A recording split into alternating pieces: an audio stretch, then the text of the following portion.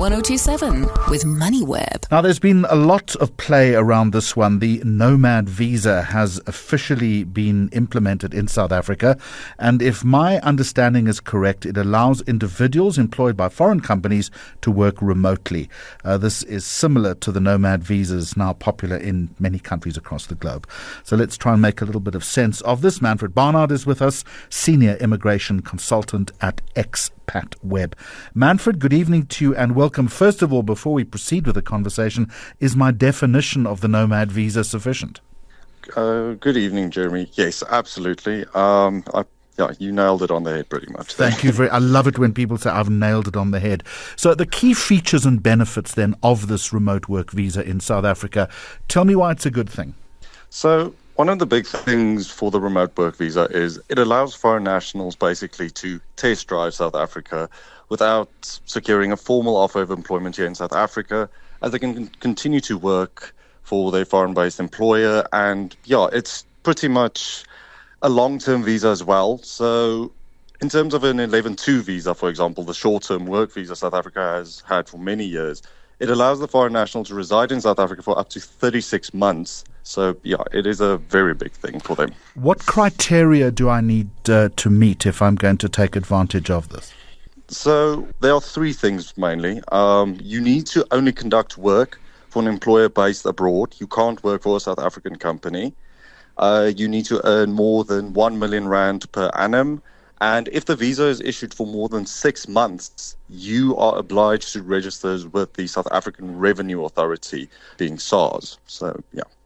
So what motivated South Africa, do you think, Manfred, to introduce this remote work visa? I'm assuming that there is a positive economic impact on the upside here.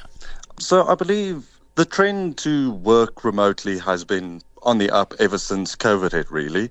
I think companies found that even though the employees aren't physically in office, the productivity didn't take down. In some instances, it even went up.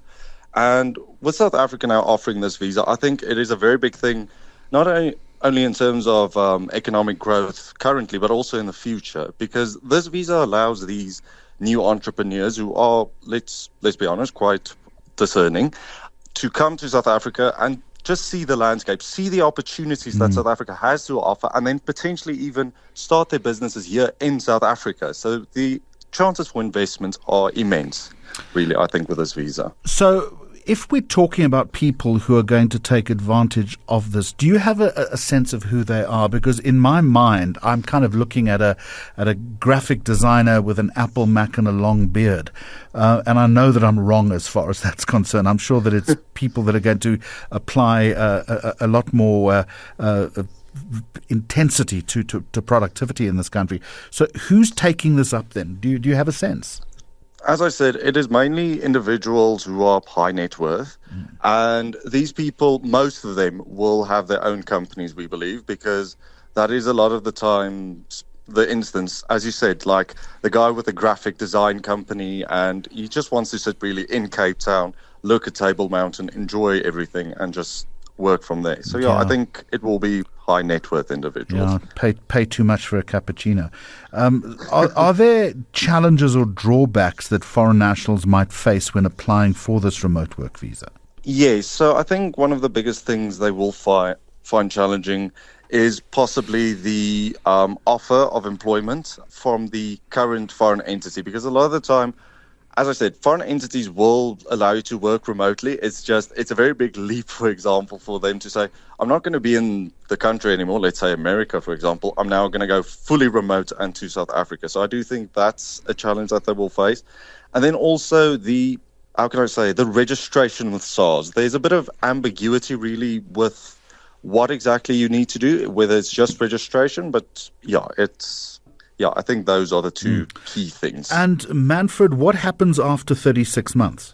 So as the visa is issued in terms of 11.1b4, we firmly believe that the visa will be able to be renewed within South Africa. So let's say you really enjoyed your stay, you haven't quite yet finalized whether you want to set up the company in South Africa, you can renew the visa here in South Africa and get an additional 3 years to continue your activities, really. How difficult is the procurement of this remote work visa going to be? I mean, I understand that it's early days. The announcement has just been made by the new Minister of Home Affairs.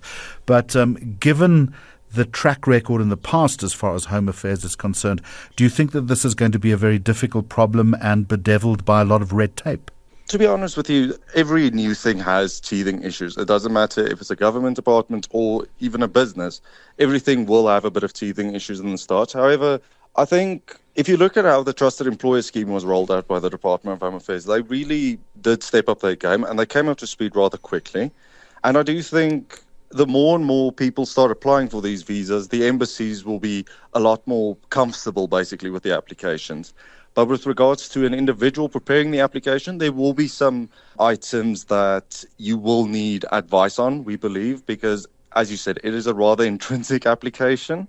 And, it won't be the easiest of applications. So is there specific advice then that you would give to foreign nationals who are considering applying?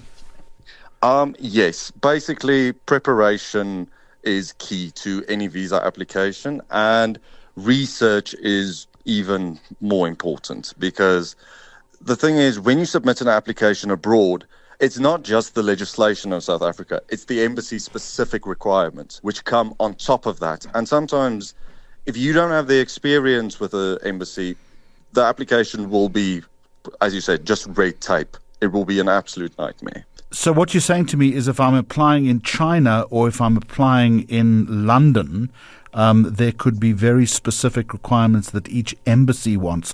What kind of differentiation would there be there? It's a good thing you mentioned London. London, for South African applications they want confirmation of medical insurance. And in China, for example, they don't want that at all. But in China, what they want is the national medical certificate that's issued by the Chinese government. And the UK doesn't have such things. So, it is. So you see, there's small differentiating factors like that. And also, with regards to support letters that's required for this application, they will differ completely. It will not be the same letter. I'm going to go and find that graphic designer in Cape Town and make him buy me a coffee. Manfred Barnard, thank you. I appreciate your time and the insight. This is a good thing, and that's nice to hear. Anything that's going to move the economy in a positive direction. Manfred is Senior Immigration Consultant at Xpatweb. Thank you. Heart Business on Heart 1027 with Jeremy Maggs and